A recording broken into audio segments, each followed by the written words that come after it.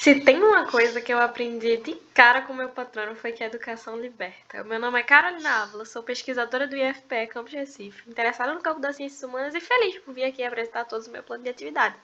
Representações de Paulo Freire na mídia brasileira. A campanha jornalística contra Paulo Freire nos anos de golpe e ditadura militar no Brasil, de 1963 a 1968.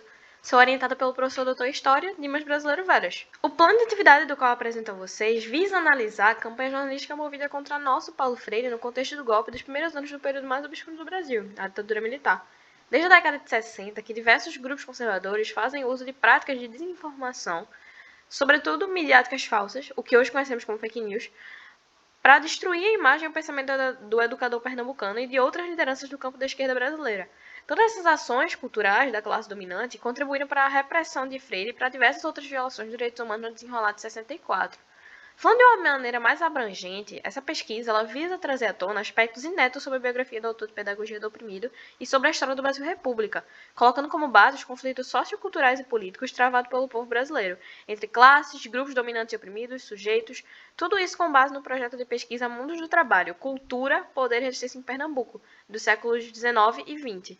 Todas essas tensões que serão estudadas, elas têm o seu ponto de interseção. Todas são batalhas políticas ocasionadas pelo desenrolar da Guerra Fria no território brasileiro. O recorte cronológico da pesquisa, ele vai do início da campanha conservadora, em 63, até o período em que o nome de Paulo Freire foi banido dos jornais por força da censura política da ditadura. A ideia do projeto é construir um quadro explicativo sobre Paulo Freire e a ditadura militar no Brasil, através do cruzamento de fontes históricas de natureza variada, o que vai permitir uma análise mais ampla do problema.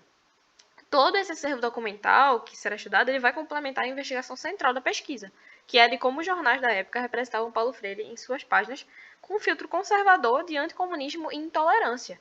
É importante destacar também que essa pesquisa celebra criticamente, em 19 de setembro de 2021, os 100 anos de nascimento de Freire. O meu plano de atividade conta com um objetivo geral e dois objetivos específicos. O seu objetivo geral é analisar a campanha jornalística movida contra Paulo Freire no contexto do golpe de 64 e dos primeiros anos de ditadura militar no Brasil. Já os específicos se baseiam em mapear os ataques jornalísticos a Paulo Freire nos anos que circularam o golpe e a ditadura militar no Brasil e identificar sujeitos históricos e organizações que participaram da campanha midiática conservadora. Sobre revisão de literatura, até essa etapa do projeto foi trabalhada a pesquisa bibliográfica e historiográfica. Citei aqui alguns artigos que seriam legais de a gente analisar e entender a importância deles dentro da pesquisa. O primeiro foi Contribuição Política, Social e Pedagógica, de Paulo Freire, publicado pelo autor Dimas Veras na revista Universidade e Sociedade. Um artigo muito bom para entender a atualidade de Paulo Freire e como ele se mantém presente em nossa rotina, em nossas lutas, com todos os seus ideais e tudo que ele carregou como educador. O segundo é Pedagogia da Esperança, um reencontro com a Pedagogia do Oprimido, que é a autobiografia de Freire. Outros pontos que seria muito legal citar foi a participação no Cinefilô 2020, Evocações Pernambucanas, com o tema Democracia e Avesso, sobre o aspecto do autoritarismo. Foi analisado um filme de Tuca Moreira, um filme lindo sobre memórias da ditadura, que nos fez emergir numa sensação de conseguir entender quanto deve ter sido a dor das pessoas que tiveram que deixar o seu país, deixaram sua pátria, deixaram suas vidas por causa da repressão, por causa da ditadura. Outro documento lido foi o capítulo do Bacharelado da Educação Popular, ou Como Perder uma Cátedra e Ganhar a Vida, do autor Dimas Veras, na tese de mestrado sobre habilidades literárias do Recife, a revista de estudos universitários, de 62 a 64. Foi muito bom, porque contou um pedaço da história de Freire que não é muito explorado, que é justamente esse corte cronológico que eu falei, de 62 e 64, onde podemos ver a disputa dele por uma cátedra de História e, com a perca disso, a ida de Freire para o SESI. E lá começou a fazer todos os seus trabalhos e desenvolver o que seria a base de toda a educação brasileira dos anos seguintes. O último que eu gostaria de citar é o capítulo A Guerra Fria, que está presente no livro Era dos Extremos, de Eric Hobsbawm, e é um capítulo muito essencial para o projeto de pesquisa como um todo, por tratar da Guerra Fria de uma maneira teórica, metodológica e que é extremamente didática e cria uma base muito boa para abrir discussões sobre como foi, sobre o porquê a Guerra Fria teve tanta influência no mundo inteiro e o que ela ocasionou aqui no Brasil. Sobre metodologia, fundamentação teórica, materiais e métodos. Esse é um estudo básico de perspectiva histórica e biográfica com uma abordagem qualitativa e de natureza explicativa. Serão utilizadas técnicas de pesquisa documental e bibliográfica e de estudo de caso.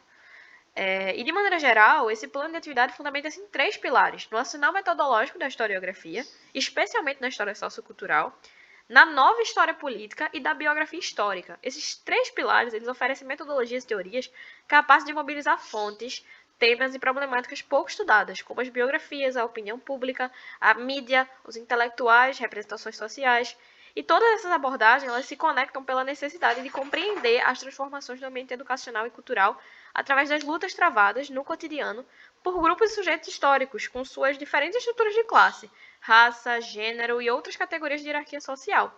Nesse trabalho, o foco documental ele tem como base a trajetória biográfica e intelectual de Paulo Freire, sobretudo o recorte cronológico que enfatiza a campanha midiática conservadora do qual se tornou alvo nos anos 60. Sobre a metodologia utilizada, de início, tem a formação e iniciação científica a partir de pesquisas historiográficas e debates, e esse primeiro momento está sendo dedicado ao exame da historiografia sobre Paulo Freire sobre o golpe civil militar em 64. Como falei anteriormente para vocês, em revisão da literatura é a etapa que estou.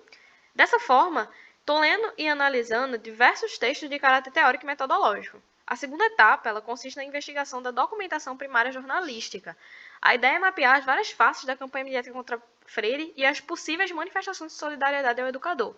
Para a realização dessa etapa, será analisado o acervo de periódicos da Hemeroteca Digital Brasileira, da Biblioteca Nacional, o que vai oferecer acesso livre e gratuito pela internet a diversos documentos jornalísticos produzidos no Brasil desde o século XIX.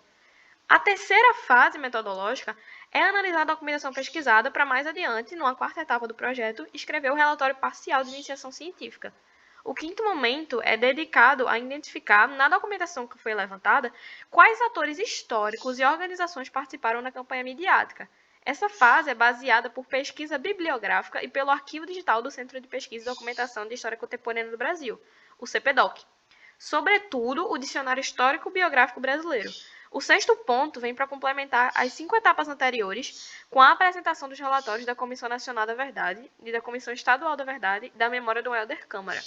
A sétima etapa ela é baseada no estudo do Sistema de Informação do Arquivo Nacional, o SIAM, que armazena a documentação produzida pela CNV e outros acervos, e a oitava e nona frente de trabalho elas são baseadas na análise dessa documentação complementar e na redação do relatório final. Quanto aos resultados esperados, os resultados esperados são o levantamento de dados primários sobre a biografia de Paulo Freire sobre o golpe de 64 que implantou a ditadura militar no Brasil, a participação em encontros, congressos, jornadas científicas promovida pela Pró-Reitoria de Pesquisa, Pós-Graduação e Inovação do IFPE Campus Recife, submissão do trabalho no Seminário Paulo Freire, encontro de cátedras e grupos de estudo da Cátedra Paulo Freire da Universidade Federal de Pernambuco, participação da programação de celebração do centenário do patrono da educação brasileira, produção e entrega de relatório parciais e finais, e a submissão de artigo em periódicos Qualis A ou Qualis B, ou também capítulo de livro. Sobre o cronograma de atividades, no primeiro e segundo mês está sendo realizada pesquisa bibliográfica e historiográfica.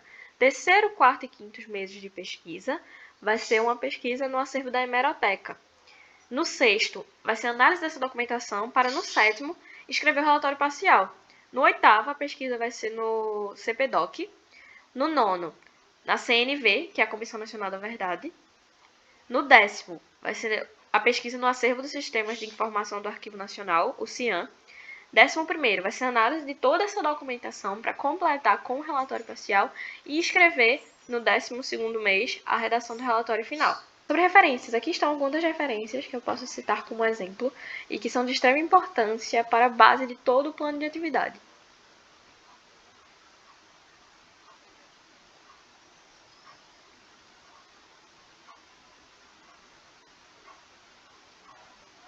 E dessa forma me despeço de vocês, com a certeza do reencontro ao final do projeto, com a gama de novidades sobre nossa história, nosso Paulo Freire.